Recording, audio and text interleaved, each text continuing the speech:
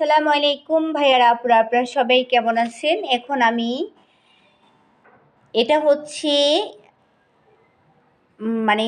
এটা পুঁই শাকের বিচি, এটা রান্না করব। এখন আমি এটা কাটবো। এই পুঁই শাকের বিচি কিন্তু অনেক মজা। আর এটা হচ্ছে সিম, এখন আমি সিম কাটবো। আমার কাটা কিন্তু এখন কমপ্লিট হয়ে গিয়েছে, দেখতে পাচ্ছেন। আমি সিম আর এই কেটে ফেলছি, এখন রান্না করব। আপনারা আমার সাথে থাকবেন। এখন আমি এই কাটা তরকারিগুলো ধুইব, মাছ সাথে মাছও ধোয়া প্রায় আমার কমপ্লিট।